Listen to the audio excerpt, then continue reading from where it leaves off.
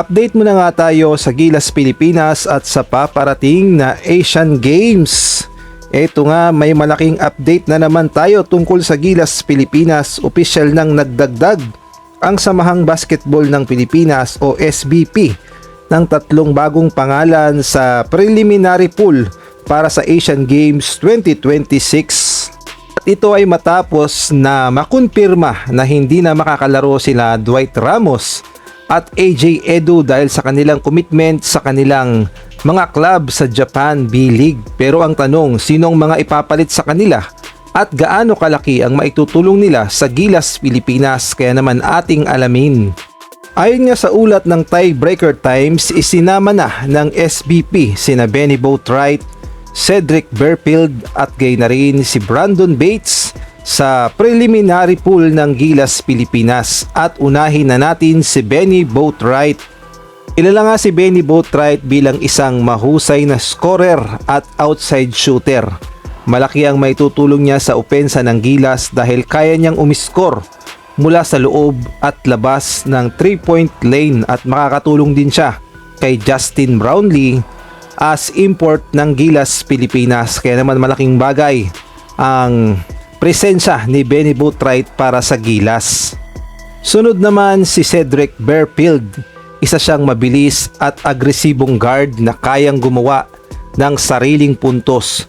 Bukod sa kanyang scoring ability, mahusay din siyang magdala ng bola at gumawa ng plays para sa kanyang mga kakampi. Sakto wala si Dwight Ramos. Kayang-kaya ni Cedric Berfield na punuan ang pagkawala ni Dwight Ramos at malaki ang maitutulong niya pagdating sa puntos sa Gilas Pilipinas. At ang pangatlo naman ay si Brandon Bates. Isa siyang matibay na big man na kilala sa kanyang rebounding at depensa. Bagamat hindi siya flashy scorer, malaking tulong siya sa ilalim ng ring lalo na laban sa malalaking kupunan sa Asia. Maasahan natin ang tibay ng katawan ni Bates, ang kanyang opensa-depensa at ang lakas niya sa rebound at kaya niyang punuan ng pagkawala ni AJ Edu.